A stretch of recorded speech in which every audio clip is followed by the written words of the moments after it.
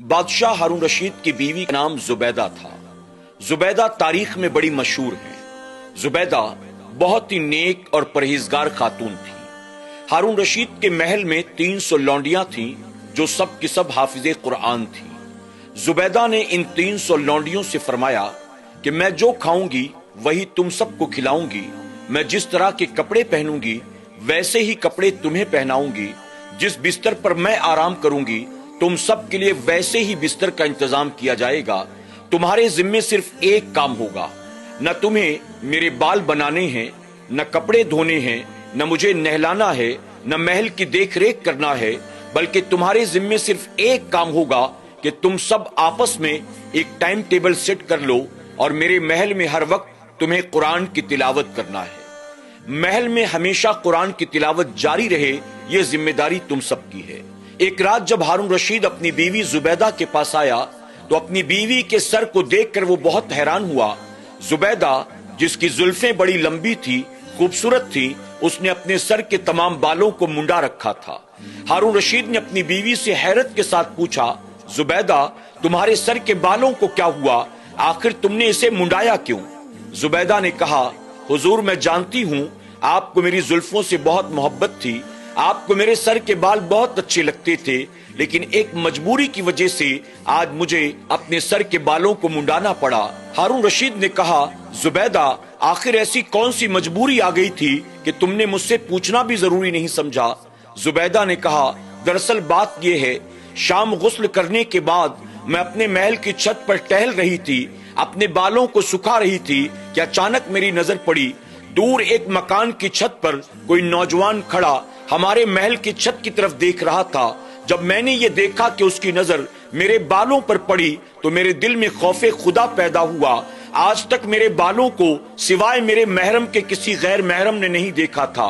आज पहली बार मेरे बालों पर किसी गैर महरम की नजर पड़ गई थी। अल्लाह अकबर, मैं खौफे खुदा की बुनियाद कांप गई।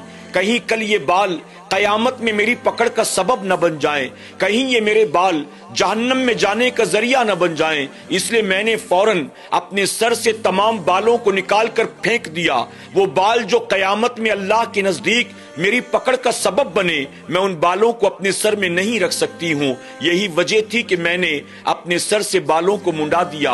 अल्लाह अकबर। नाज़रीन इकराम, आप अंदाजा लगाएं वो अल्लाह की कैसी नेक बंदियां थीं, उनके दिलों में अल्लाह का खौफ कैसा था, वो कैसी शरीयत की पाबंद थी। अगर गलती से किसी गैर महरम की नजर सर के बालों पर पड़ जाती तो सर के बालों को निकाल कर वो कूड़े करकट में फेंक देती थी, ताकि कयामत के दिन अल्लाह की बारगाह में वो बाल जहन्नम का सबब न बने, अल्लाह उनकी पकड़ न करे। लेकिन आज हमारा हाल क्या है? हमारे घरों में देख लें, हमारी गली कूचों में देख लें, मुसलमानों की आबादी में देख लें, बाजारों में जाकर देख लें, फंक्शन हॉल में देख लें, बड़े बड़े मॉल में देख लें, आप ढाबों पर जाकर देख लें, आपको हर जगह मुसलमान औरतें अपने बालों को बिखेरे घूमती फिरती नजर आएंगी। अगर किसी ने दुपट्टा ओढ़ रखा है तो चोटी बाहर लटक रही होगी, अगर किसी ने बुर्का पहन रखा है तो चेहरा भी खुला होगा, सर के बाल भी बिखरे होंगे। आप जरा सोचें, कल कयामत के दिन अगर इन बालों की वजह से अल्लाह तबारक ताला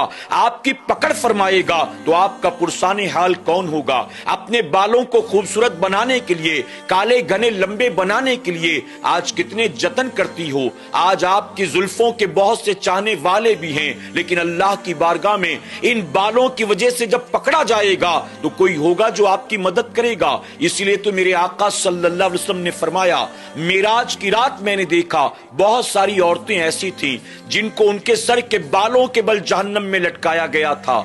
मैंने जिब्राइल से कहा, जिब्राइल, ये कौन औरतें हैं जिनको सर के बालों के बल जहन्नम में लटकाया गया है और नीचे से फरिश्ते आग का अजाब देते हैं? तो जिब्राइल अलैहिस्सलाम ने अर्ज किया था, या रसूल अल्लाह सल्लल्लाहु अलैहि वसल्लम, ये आपकी उम्मत की वो औरतें हैं जो लोगों के सामने अपने बालों की नुमाइश किया करती थीं। या तो अल्लाह की बारगाह में तौबा कर लें या तो जहन्नम के उस अजाब के लिए तैयार हो जाएं। आप तमाम से अदबन में गुजारिश करूंगा, अल्लाह की बारगाह में रुजू कर लें, सच्चे दिल से तौबा कर लें। इससे पहले कि मौत आए अपने आप को बेहयाई से बचा लें।